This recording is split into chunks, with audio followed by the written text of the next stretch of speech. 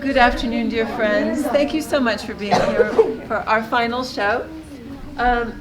Some of these words are kind of old-fashioned, and sometimes it's a little hard to follow the action, so we're going to explain a little bit of what's going to happen so you can find your way. Hermia and Helena, would you please come forward? These two young women of Athens have loved each other their whole lives. They're best friends. And now that they are in their late teens and thinking about getting married, they have happily fallen in love with lovely young men. The lovers, will you please come on? My husband. These two are happily in love with one another. These two also. Everything is hunky-dory except for Dad. Dad wants this one to marry this one, and has talked to him about joining the family business, and so has persuaded him that he's kind of looked away from this lovely one and is starting to fall in love with this one. Unfortunately, they live in ancient Athens, which had very strict rules about disobeying your dad. So when they find out from Theseus that they cannot do anything else, these two decide to run away into the woods. This one, they tell because she's her best friend, and she tells him because she loves him, and the four of them end up wandering through the woods on the longest night of Midsummer. Well, away you go, Puck. The woods are enchanted, especially on Midsummer's Eve, and Puck is perhaps the greatest trickster of all the fairies. His king sees that this poor Helena is not with her proper lover and says, go and get this flower whose juice, if you put it on their eyes, when they wake up, they will fall in love with the person they first see. Puck, perhaps out of mischief, perhaps out of a mistake, puts it on the wrong guy's eyes, and you see lots of trouble ensue. And thank you, Puck. Mechanicals. Meanwhile, these mechanicals love their Duke Theseus, and he's getting married today to Queen Hippolyta, and they want to celebrate. And to celebrate, they've thought, we should put on a tragedy for this wedding. That's the perfect thing. Happily, they are such terrible actors that the tragedy turns into a comedy. All right, off you go. Now, fair Hippolyta, our wedding hour draws on apace for happy days to go. 4 days will quickly steep themselves in night, for not to quickly dream away the time. I'm so amazed that opposing you in battle led to winning your heart. Go, Philostrate, stir up the merry souls of Athens. It is time for celebration. Happy be Theseus, our renowned Duke. Thanks, Gorgias. What's the news with you? Full vexation, come I with complaint against my child, my daughter, Hermia. Stand forth, Demetrius, my noble lord. This man has my consent to marry her. Stand forth, Lysander, and my gracious Duke. This man has bewitched the bosom of my child. You, Lysander, you have given her poems. You have exchanged love tokens with my child. You have by moonlight at her window sung, flattering her with verses of so-called love, bribing her with bracelets, rings, jewels, and conceits, knickknacks, baubles, flowers, and sweet treats. With cunning have you filched my daughter's heart. My gracious Duke, if she will not hear today consent to marry with Demetrius, I beg the ancient privilege of Athens, as she is mine, that I may dispose of her, which shall be either to this gentleman or to her death, according to the law. What say you, Hermia? Demetrius is a worthy gentleman. So is Lysander. And himself. He is, but while he lacks your father's vote, the other must be held the worthier. I wish my father looked but with my eyes. Rather your eyes must with his judgment look. I beseech your grace that I may know the worst that may befall me in this case, if I refuse to wed Demetrius. Either to die the death, or to endure the life of a nun, chanting faint hymns to the cold, fruitless moon. So will I grow, so live, so die, my lord, before I yield unto his lordship and his unwished yoke. Relent, sweet Hermia, and Lysander, give up your crazed title to my certain right. You have her father's love, Demetrius. You go marry him. Scornful Lysander. I am, my lord, as noble as he, as well possessed in my love is more than his. My fortunes are as good or ranked more highly than those of Sir Demetrius. And, better yet than all these boasts can be, I am beloved of beauteous Hermia. Why should I not pursue my bond with her? Demetrius, I'll say it to his face, courted Neto's daughter, Helena, and won her soul. And she, sweet lady, dotes, devoutly dotes in idolatry upon the spotted and inconstant man. I must confess that I have heard as much, and with Demetrius thought to have spoke thereof. Demetrius, come, and Commodus, you shall go with me, for I have some private schooling for you both. For you, fair Hermia, I warn you to fate your desires to your father's will. Come, my Hippolyta. How now, my love? Why is your cheek so pale? Chance the roses there to fade so fast. Maybe for want of rain, which I could well give them from the tempest of my eyes. Hear me, Hermia. I have a widow aunt, well off with no child of her own. From Athens she lives 20 miles apart, and she respects me as her only son. There, gentle Hermia, may I marry thee, and to that place the sharp Athenian law cannot pursue us. If you love me then, steal away with me tomorrow night. My good Lysander, I swear to thee, by Venus's purest doves, by all that joins two souls and grows their love, by all the vows that ever men have broke, in number more than ever woman spoke, whatever place you whisper now to me, tomorrow truly will I meet with thee. Keep promise, love? Look, here comes Helena. Godspeed, fair Helena, whither away? Calling me fair, that fair again, and say, Demetrius loves your fair, oh happy fair. Sickness is catching, oh we're favor so. Yours would I catch, fair Hermia, ere I go. My ears should catch your voice, my eye your eye, my tongue should catch your tongue, sweet melody. Oh teach me how you look, and with what you sway the motion of Demetrius' heart. I frown upon him, yet he loves me still. Oh that your frowns would teach my smiles such skill. I give him curses, yet he gives me love. Oh that my prayers could such affection move. The more I hate, the more he follows me. The more I love, the more he hateth me. His folly, Helena, is no fault of mine. None but your beauty, would that fault were mine. Take comfort, he no more shall see my face. Lysander and myself will fly this place. Helen, to you our minds we will reveal. Tomorrow night, away we plan to steal. Farewell, sweet playfellow, pray thou for us, and good luck grant thee thy Demetrius. Keep word, Lysander, we must starve our sight, from lover's truth, tomorrow deep midnight. I will, my Hermia. Helena, adieu, as you on him. Demetrius, dote on you. How happy someone or other can be. Through Athens I am thought as fair as she. But what of that? Demetrius thinks not so. He ignores all but what he do know. Before Demetrius looked on Hermia's eyes, he swore false oaths that he was only mine. I will go tell him of fair Hermia's flight. Then to the wood will he tomorrow night pursue her, and for this intelligence, if I have thanks, it is dear expense.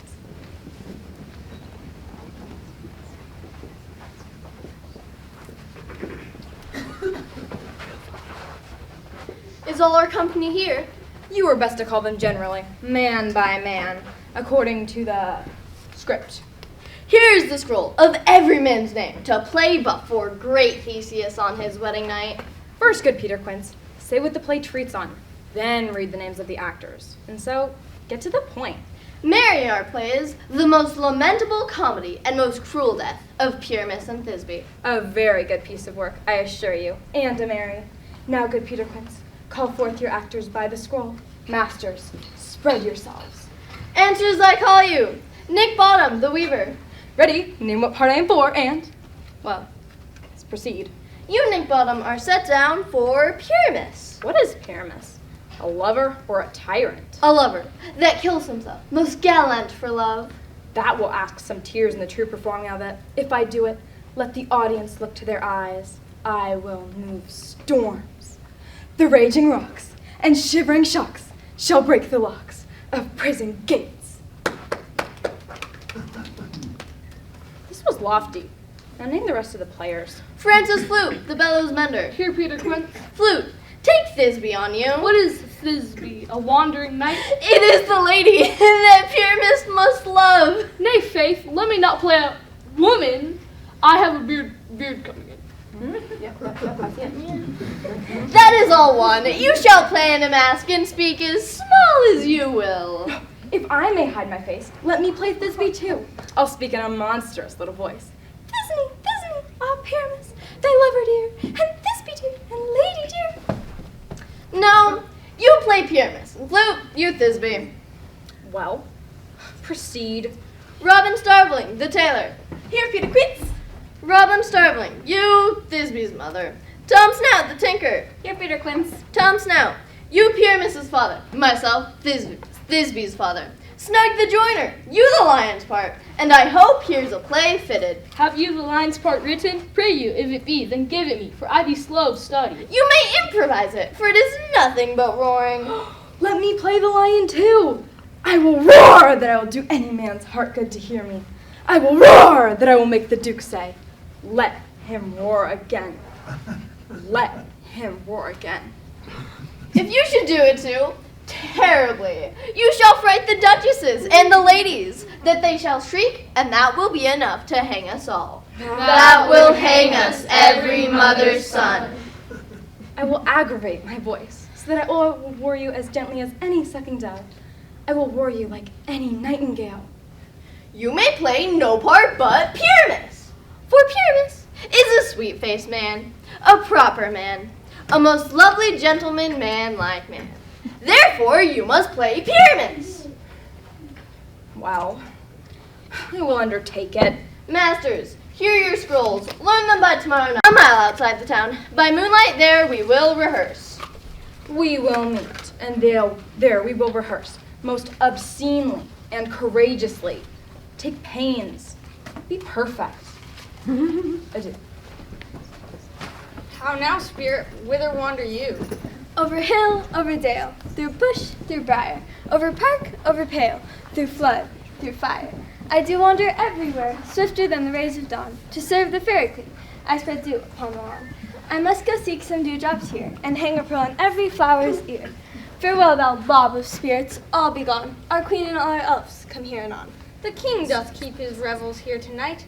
Take heed the queen not come within his sight, for Oberon is angry, full of wrath, because her attendant hath a lovely boy, stolen from an Indian king. And jealous Oberon would have the child, and now they never meet in forest wild, without a fight so loud that all their elves for fear creep into acorn cups and hide them there. But, room, fairy, here comes Oberon. And here my mistress, would that he were gone.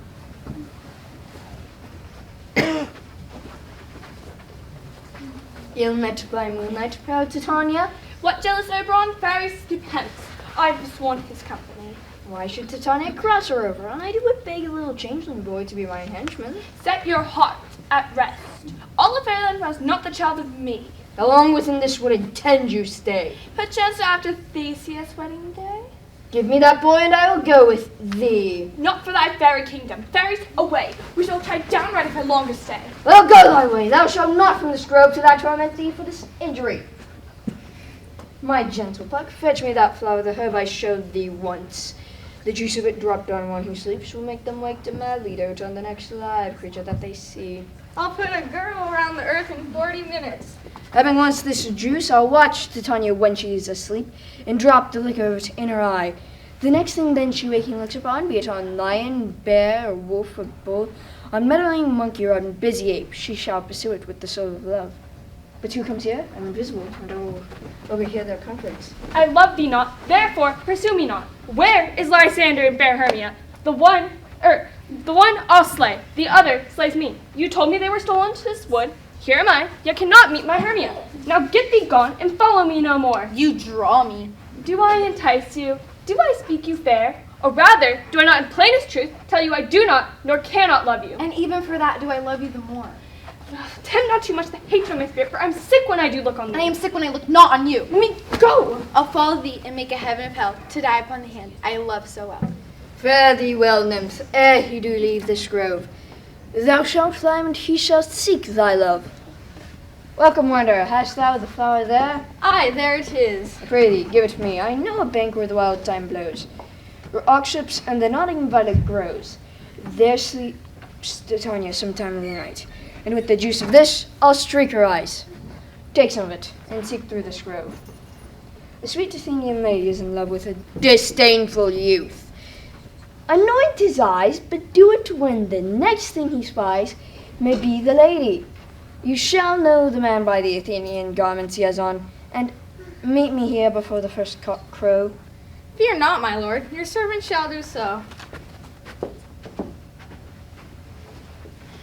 Come now, a roundel and fairy song. Sing me now sleep, and let me rest.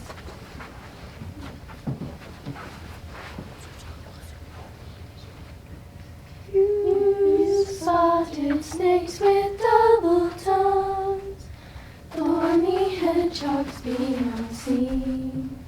Newts and blind lips do not wrong. Come not near our fairy queen. Fill the mouth with melody, singing our sweet lullaby. La la la la lullaby. La la la la lullaby. Never harm nor spell nor charm. Come, our lovely lady nigh. So good night with lullaby. La la la la la lullaby.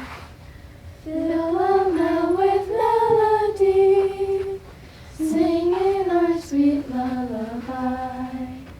La la la la lullaby. La la la la la lullaby.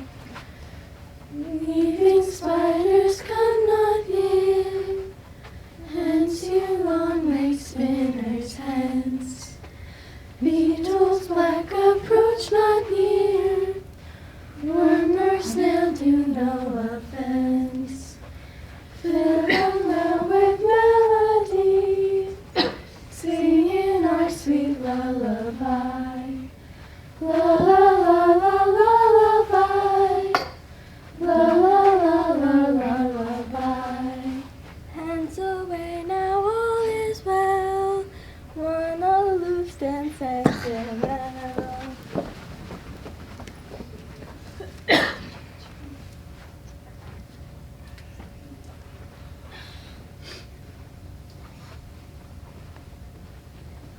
What thou seest when thou dost wake, do it for thy true love take. Love and languish for his sake, in thy eye which shall appear, it is thy dear. Wake when some vile thing is near. For love, you faint with wandering in the wood, and to speak truth, I forgot our way. We'll rest us, Hermia, if you think it good, and tarry for the comfort of the day. Be it so, Lysander, find you out of bed, for upon this bank I will rest my head. But one turret shall serve as a pillow for us both. One heart, one bed, two bosoms in one trough. Nay, good Lysander, for my sake, my dear, lie further off yet. Do not lie so near. So far be distant, and good night, sweet friend. Thy love never alter, till thy sweet life end.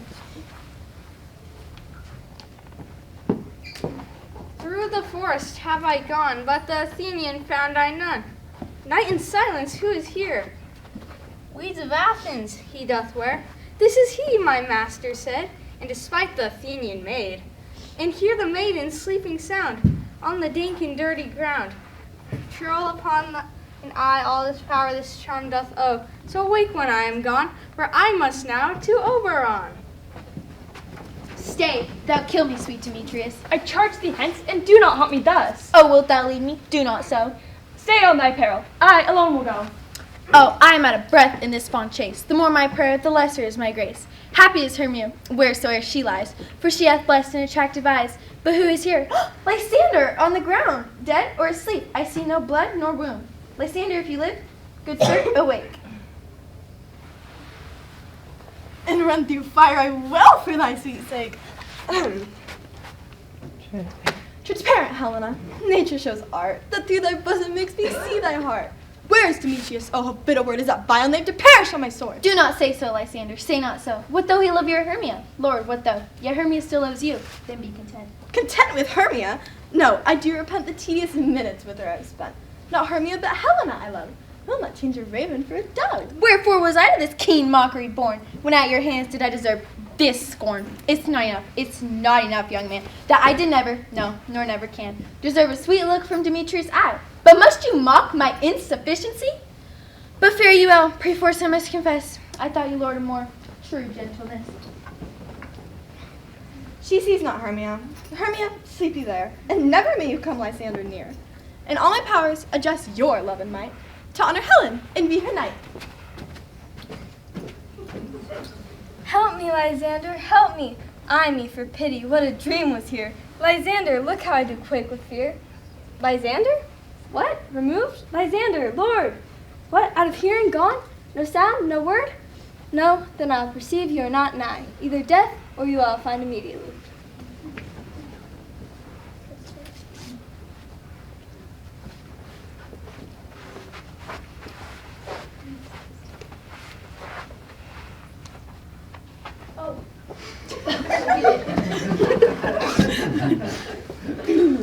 Is all our company here? Peter Quince, What sayest thou, bully bottom? there are things in this comedy of Pyramus and Thisbe that will never please. First, Pyramus must draw a sword and kill himself, which the ladies cannot abide. How answer you that? I believe we must leave the killing out when all is done. Not a whit. I have advice to make all well. Write me a prologue, and let the prologue seem to say we will do no harm with our swords, and that Pyramus is not killed indeed. Oh, and for the greater assurance, tell them that I, Pyramus, am not Pyramus, but Bottom the Weaver.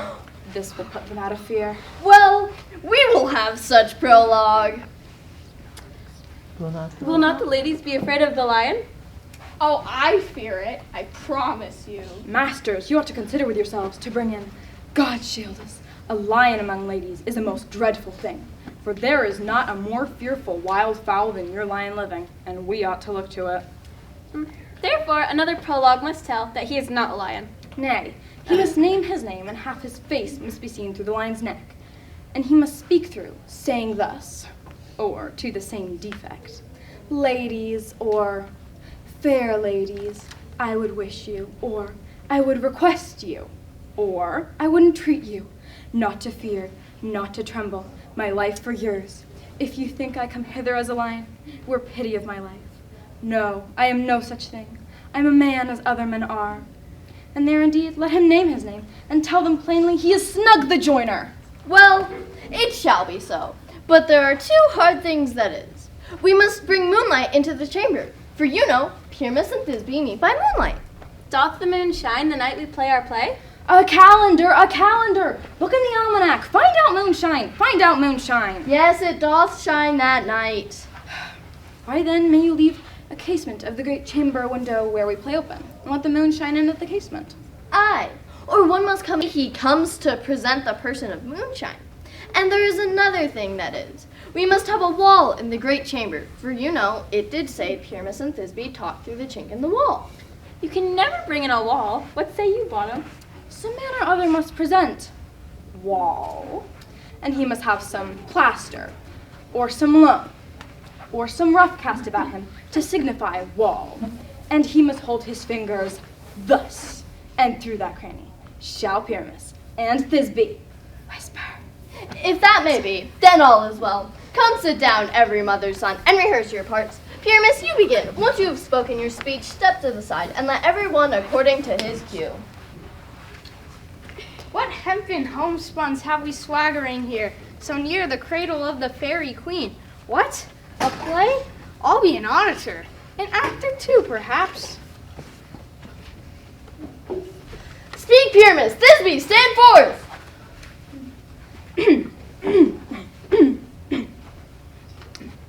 Thisbe, the flowers of odious savors sweet. Odors, odors! Odors, savors sweet. So hath thy breath, my dearest Thisbe dear.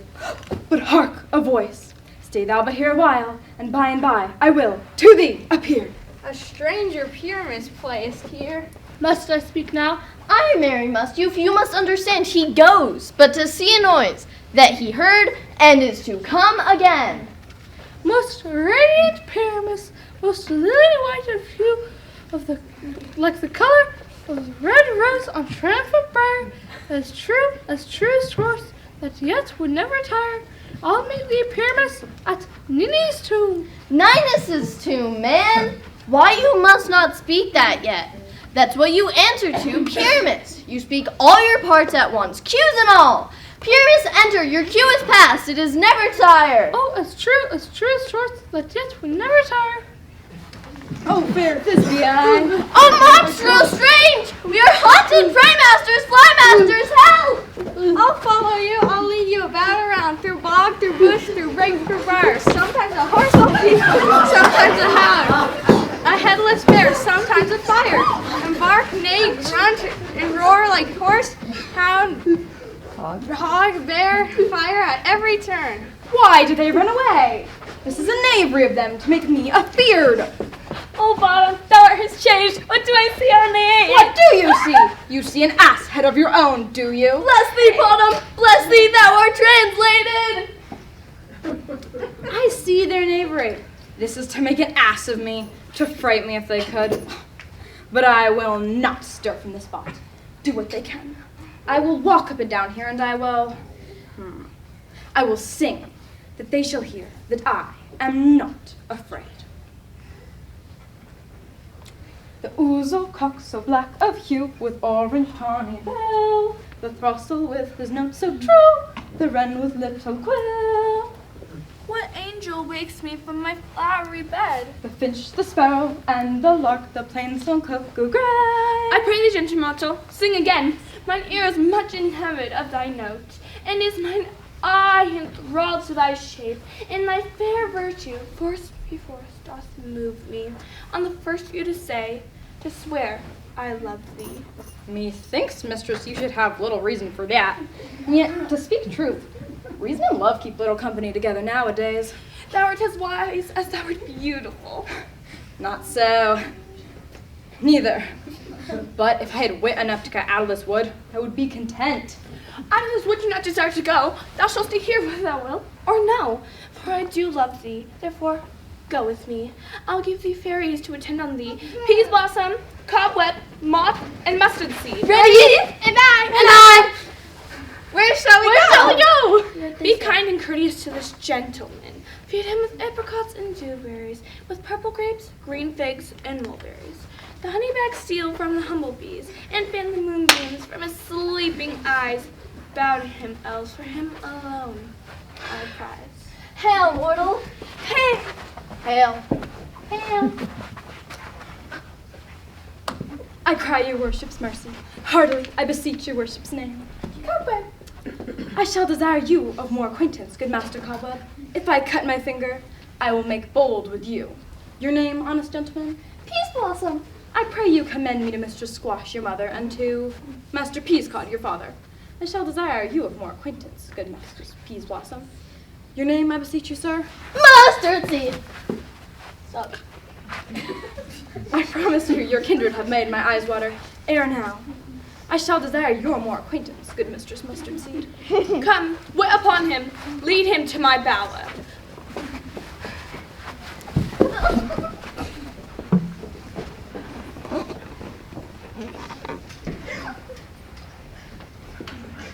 I wonder if Titania be awaked. Then what it was that next came in her eye, which she was dote on, in extremity. Here comes my messenger. How now, mad spirit? Whither wander? What night rule now about this haunted grove? My mistress with the monster is in love, so near to her close and consecrated bower. While she was in her dole and sleeping hour, a crew of patches, rude mechanicals that work for bread upon Athenian stalls, were met together to rehearse a play, to intend for great Theseus' wedding day. And the roughest thick skin of the barren sort, who presented Pyramus in their sport, I fixed up an ass's ears and head. Straightway, in that moment, it came to pass that Titania waked and straightway loved an ass. This falls out better than I can devise. But hast thou latched the Athenian's eyes with the love juice, as I did bid thee do? I took him sleeping, that is finished too, so that when he'd wakest, that first would he spy. Stand aside, this is the same Athenian. This be the woman, but not this the man. Oh, why rebuke you him that loves you so? Lay breath so bitter on you, bitter foe. Now I but chide, but I shall use thee worse. For thou, I fear, hast given me cause to curse. If thou hast slain thy Xander in his sleep, plunge your sword again here, deep. It cannot be but that thou hast murdered him. So should the murderer look, so dense, so grim. So should the murdered look, and so should I. pierced through the heart by your stern cruelty. My Lysander, where is he? Oh, good Demetrius, wilt thou give him me? I had rather give his carcass to my hounds. Out dog, out cur, thou hast driven me past the bounds of maiden's patience. If thou hast thy Lysander then, henceforth never be numbered among men. You spend your passion on a misprized mood. I am not guilty of Lysander's blood, nor is he dead for aught that I can tell. I pray thee then, tell me he is well. And what should I get therefore? A privilege never to see me more, and from thy hated presence part I so. See me no more, whether he be dead or no. There is no following her in this fierce vein, so here for a while I will remain. What have you done? You have mistaken Quay and laid low you sent some true love sight. About the wood, go swifter than the wind, and Helena of Athens, look thou find. By some illusion see thou bring it here. I translate until she does appear. I go, look how I go, swifter than the arrow from like Tartar's bow. Flower of this purple dye, hit with Cupid's archery, sink an apple of his eye.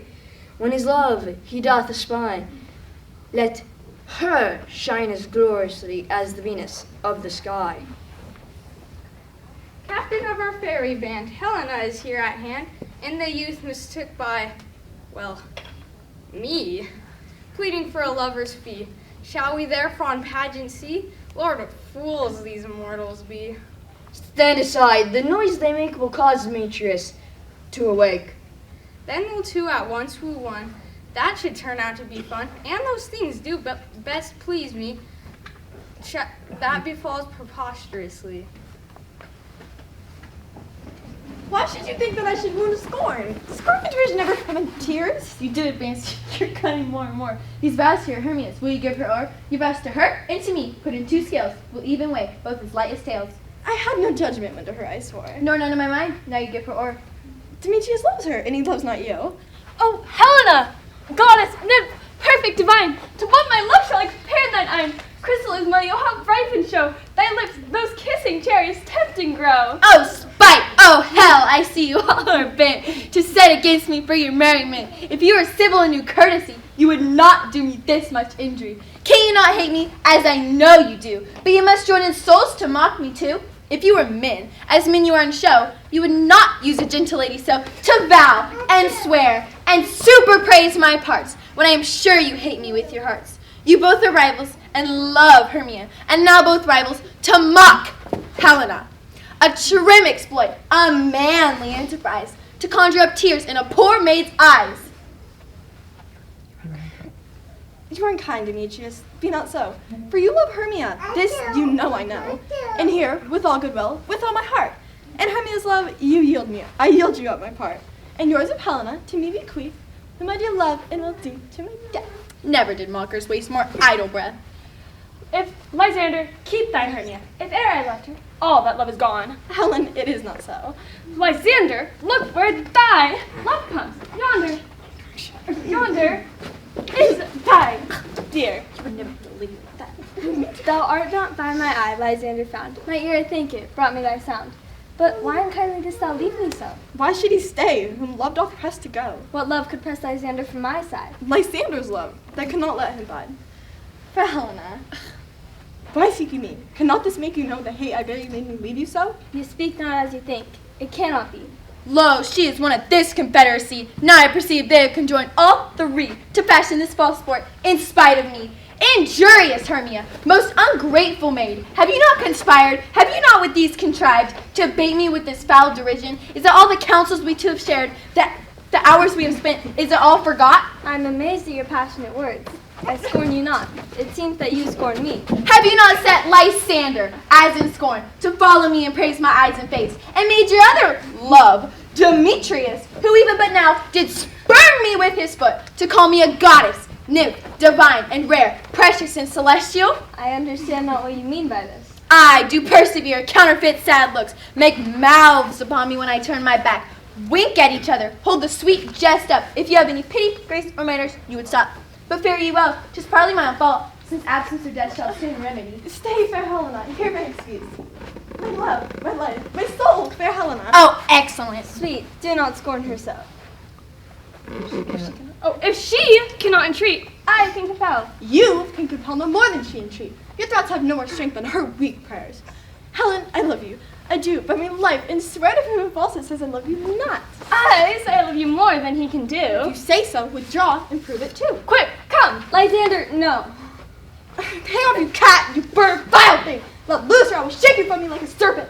Why are you grown so rude? What changes this, sweet love? Your love, tawny target potion, hence! Do you not jest? Yes, Zeus, and so do you. Am I not Hermia? Are you not Lysander? Since night you loved me, yet since night you left me. Why then you left me? Oh, the gods forbid. In earnest, shall I say? I by my life, and never did desire to see you more. Therefore be out of hope, of question, of doubt. Be certain, nothing truer. 'Tis no jest that I do hate you and love Helena. Oh me, you juggler, you canker blossom, you thief of love! What, have you come by night and stolen my love's heart from him? Fine! Have you no modesty and no maiden shame, no touch of bashfulness? Fie, you counterfeit, you puppet, you! Puppet! Why so? Aye, that way goes the game. Now I perceive she has made compare between our statures. She has urged her height, and with her personage, her tall personage, her height forsooth, she has prevailed with me. Are you grown so high in his esteem because I'm so dwarfish and so low? How low am I, thou painted maypole? Speak, how low am I?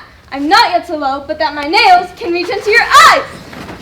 I pray you, thank mock me, gentlemen. Let her not hurt me, let her not strike me. You perhaps may think, because she is something lower than myself, that I can match her. Lower! Hark again! Good Hermia, do not be so bitter with me. I evermore did love you, Hermia. Did you ever keep your counsels, never wronged you? And so, to Athens, I will bear my folly back, and follow you no further. Please, you see how simple and fond I am. Why, get you gone! Who is it that hinders you? A foolish heart that I leave here behind. What, with Lysander? With Demetrius. Be not afraid, she shall not harm thee, Helena. No, she shall not. Oh, when she's angry, she is keen and shrewd. She was a vixen when she went to school, and though she be but little, she is fierce. Little? Again, nothing but low and little! Let me come to her! Get you gone. Get you gone, you dwarf, you big acorn. Now follow if you dare. The tribe is right. Afterwards your mind is most. And Helena. Follow? Nay, I'll go with thee, cheek by jowl. You, mistress, this is all your doing. Nay, go not back. I will not trust you. I will no longer stay in your cursed company. Your hands are quicker than mine for a fray, but my legs are longer, though, to run away. I am amazed, and know not what to say. This is thy negligence. Still thou mistakest, or else committest thy knaveries willfully? Believe me, King of Shadows, I mistook. Did you not tell me that I would know the man by the Athenian garments he had on? And so far blameless proves my enterprise that I have anointed an Athenian's eyes. You see these are a secret place to fight? Go overcast the night, and lead these feisty rivals so astray, as one come not within another's way, to owe the brow's death counter fame. Sleep with leaden legs and drooping head doth creep. Then crush this herb into Lysander's eye, whose look hath this virtuous property. When they next wake, all this derision shall seem a dream, and fruitless vision. While you are set upon this task, I'll go to my queen and ask for my fairy boy, which release, and then all things shall be peace. Up and down and up and down. I will lead them up and down. I am feared through field and town. Goblin, lead them up and down. Here comes one. Where are you, proud Demetrius? Speak now. Here, villain, drawn and ready. Where are you? I will be with you straight. Follow me then to plainer ground. Lysander, you coward! You run away! Are you fled? Where are you? Coward, are you bragging to the stars, telling the bushes you look for war? Yea, are you there? Follow my voice, if you dare. Goes before me and still dares me on. When I come where he calls, then he is gone. Here will I rest. Come now, gentle day. Ho, ho, ho, coward, why so slow? You run before me, shifting every place, but dare not stand nor look me in the face. Where are you now? Come hither, I am here. Nay, Faith, go thy way. Faintness constrains me to measure out my length on this cold bed.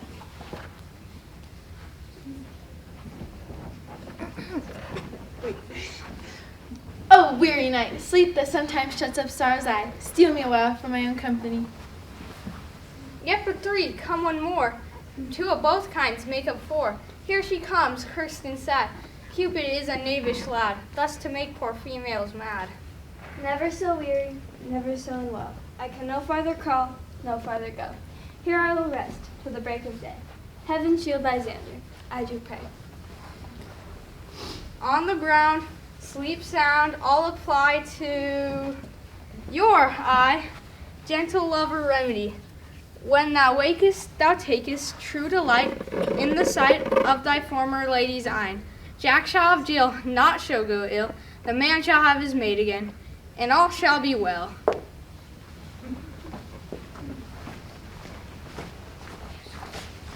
Come, sit thee down upon this flowery bed, while I stroke thy precious cheek, and weave musk roses around thy darling head, and kiss thy very large ears so soft and sleek.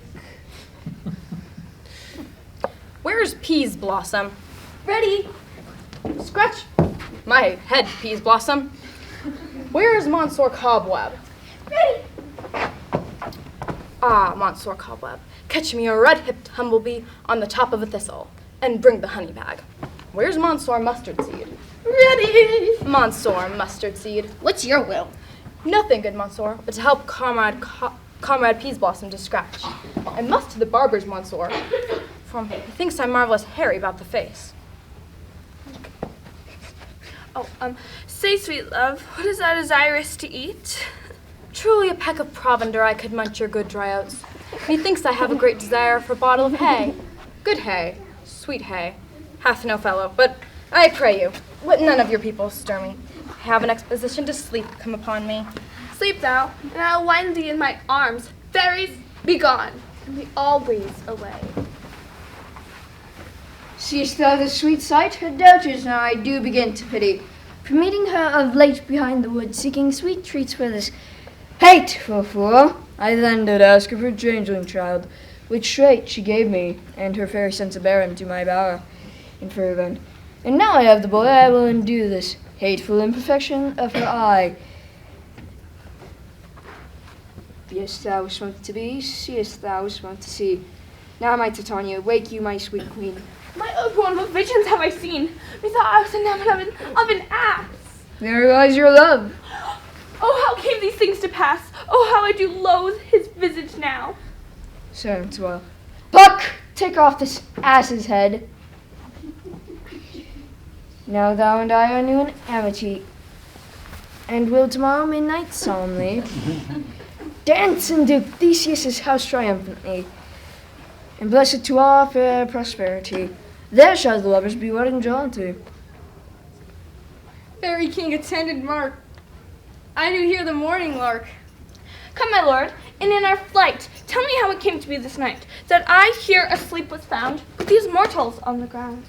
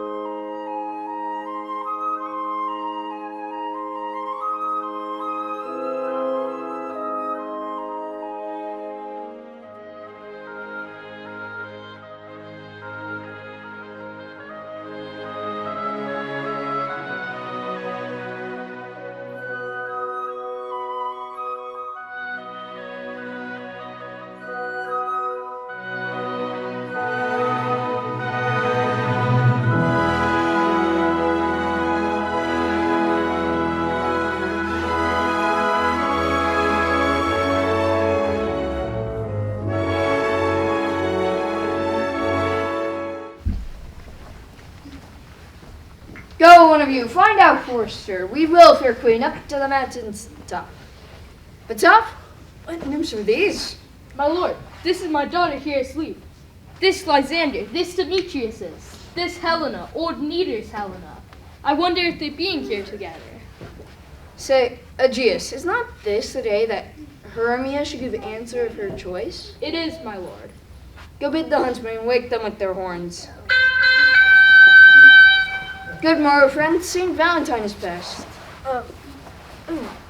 Pardon, my lord. I pray you all, stand up. I know you two are rivals, but how comes this gentle concord in the world that hatred is so far from jealousy, to sleep by hate and fear no enmity? My lord, I shall reply amazedly. Half asleep, half waking, but as yet I swear. I know not how I came to be here. I came with Hermia hither. Our intent was to be gone from Athens, where we might, without the peril of the Athenian law. Enough. My lord, you have enough. I beg the law upon his head. My lord, I know not by what power, but by some power is, that all my love to Hermia is melted as the snow. And now all the love, the virtue in my heart, is only to Helena. To her, my lord, was I betrothed ere I saw Hermia. And like in sickness did I loathe this food, but as in health do I now love it, wish for it, long for it, and will forevermore be true to it. Aegeus, I will overbear your will, for in the temple, by and by, with us these couples shall eternally be knit. Away with us, Athens, 3 and 3. All the feast and great solemnity. Come, Hippolyta. Methinks I see things with parted eye, when everything seems double. I think that yet we sleep, we dream. Do you not think the Duke was here and bid us follow him? Yea, and my father. And Hippolyta. And he did bid us follow to the temple. Why then, we are awake. Let us follow him, and on the way, we can recount our dreams.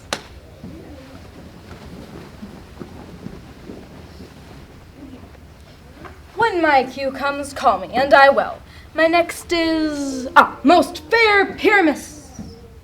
Hey, ho. Peter Quince? Flute, the bellows mender. Snout, the tinker. Starveling? What? Stolen hence and left me asleep? I have had a most rare vision. I have had a dream past the wit of man to say what dream it was. Man is but an ass if he goes about to expound this dream. Methought I had. I will get Peter Quince to write a ballad of this dream. It shall be called Bottom's Dream, for it hath no bottom.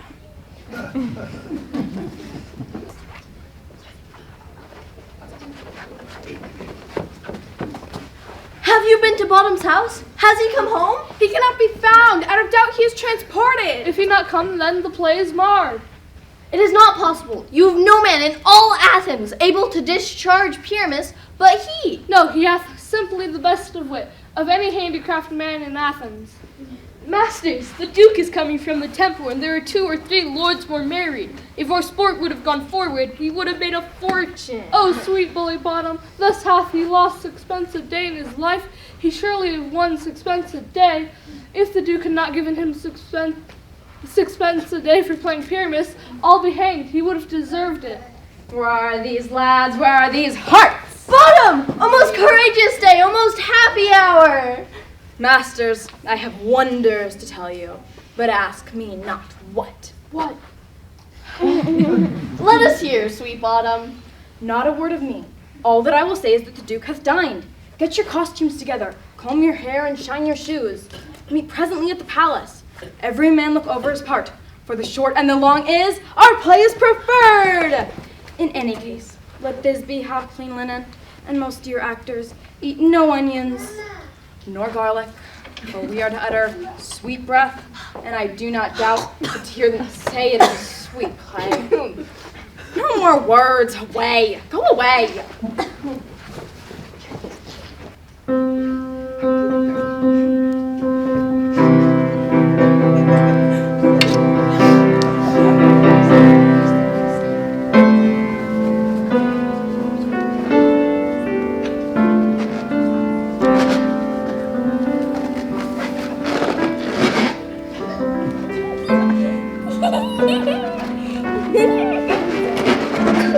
Funny fire. Wasn't me, guys, I swear. Totally. 'Tis strange, my Theseus, what these lovers speak of, in stories of the night told over, and their minds transfigured so together. Here come the lovers full of joy and mirth. Joy, gentle friends, joy and fresh days of love accompany your hearts. Come now, where's our usual manager of mirth? What revels are in hand for this? Is there no play? Is there no play to ease the anguish of a torturing hour? Go illustrate. Here, my Theseus. Say what have you for this evening? What mask? What music? How shall we beguile the lazy time, if not with some delight? A play there is, my lord, some 10 words long, and which is as brief as I ever heard a play. Which by 10 words it is too long. For in all the play there is not one word apt, one actor fitted, and tragical it is, my lord.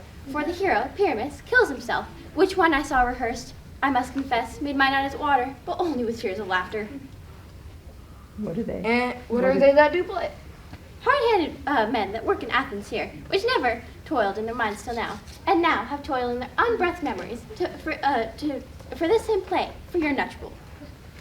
And we will hear it. No, my noble lord, it is not for you. It is nothing, nothing in the world, unless you can find intents to do your, unless you can find sport in their intents to do your service. I will hear that play, for never anything can be amiss when simpleness and duty tender it. Go bring them in, and ladies, take your places. So please, your grace, the prologue is addressed. Let him approach.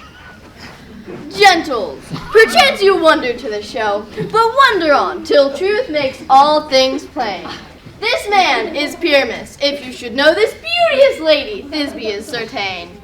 This man with lime and rough cast presenteth wall, that vile wall which these lovers did divide. This man with lantern presenteth moon's good light.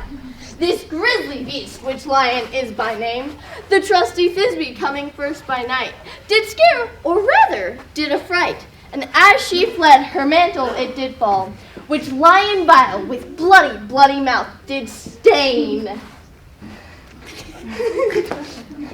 Around comes Pyramus, sweet youth and tall, and finds his trusty Thisbe's mantle slain.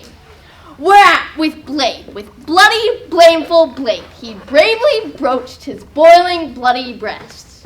And Thisbe, waiting sadly in the shade, drew his dagger and died. For all the rest, let lion, wall, moonshine, and lovers twain tell you more. Well, here they do remain. I wonder if the lion be to speak. Why, one lion may, when many asses do. In this same interlude, it doth befall that I, one snout by name, doth present wall, and such a wall as I would have you think, with any crannied hole or chink, in which the fearful lovers, Pyramus and Thisbe, were to often whisper very secretly. This loam, this rough cast, and this stone doth show that I am the same wall, and this the cranny, right and sinister, through which the fearful lovers are to whisper. Would you desire Lime and Hair to speak better? It is the wittiest partition that I have ever seen, my lord. Pyramus draws near the wall. Silence! O grim, look night, O night with hue so black, O night which ever art, when day is not. O night, alack, alack, alack, I fear my Thisbe's promise is forgot, and thou, O wall, O sweet and lovely wall, that stand between her father's ground and mine. And thou, O wall, O sweet and lovely wall, show me thy chink to blink through with mine eye. Thanks, courteous wall, Jove shield thee well for this. But what do I see? No Thisbe do I see, a wicked wall through whom I see no bliss.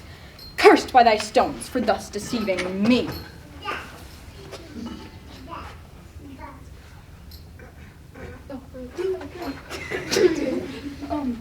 O wall, full often hast thou heard my moans for parting my fair Pyramus and me. My cherry lips have often kissed thy stones with lime and plaster mixed in thee. Oh. I see a voice. Now will I to the chink to spy if I can hear my Thisbe's face. Thisbe, my love, thou art my love, I think. Oh, kiss me through the hole of this vile wall. I kiss the wall's hole. I kiss the wall's hole, not your lips at all. Will thou at Nini's tomb meet me straight away? tide life, tide death, I come without delay.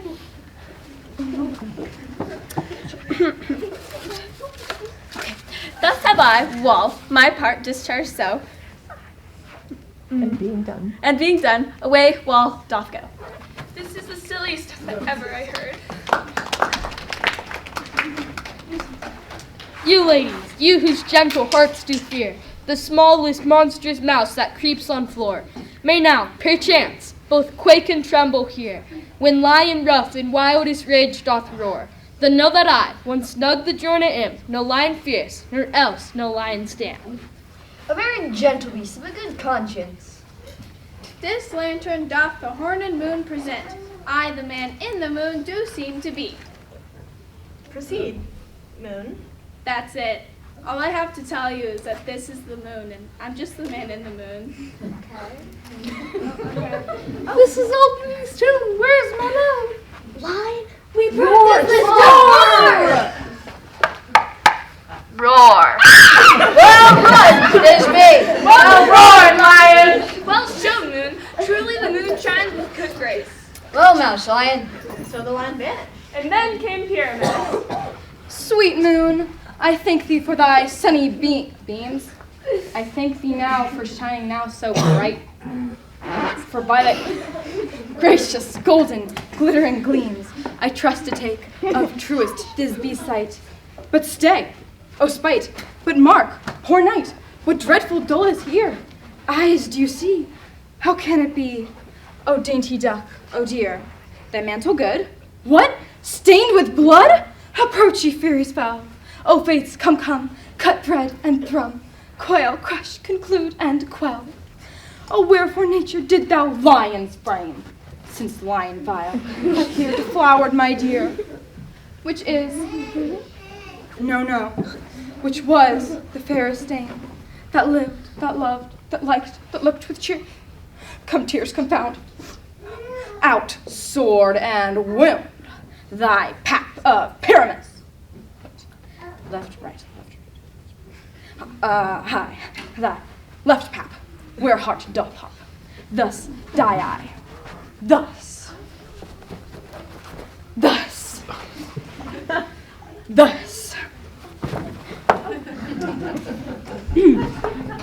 Now I am dead, now I am fled, my soul is in the sky. Tongue, lose thy light, moon, take thy flight, now. Die, die, die, die, die, die. Asleep, my love, like den and dove. Oh, Pyramus, arise! Speak, speak, quite dead, a tomb. Must cover thy sweet eyes, these lily lips, this cherry nose, these cowslip cheeks are gone. Lovers make moan, his eyes were green as leeks. Tongue, not a word, come my trusty sword, my breast and blue. Farewell, friends,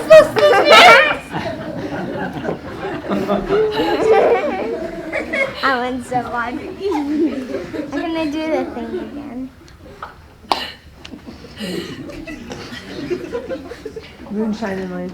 Moonshine and lion are left to bury the dead. Aye, wall too. No, I assure you, the wall is down that parted their fathers. Will it please you to No, I pray you, for your play needs no excuse. The iron tongue of midnight hath told 12. Lovers, to bed, 'tis almost fairy time. We fairies that do run from the presence of the sun, following darkness like a dream, now are frolic, not a mouse shall disturb this hallowed house. Now I am sent with broom before to sweep the dust behind the door, and with this field do consecrate.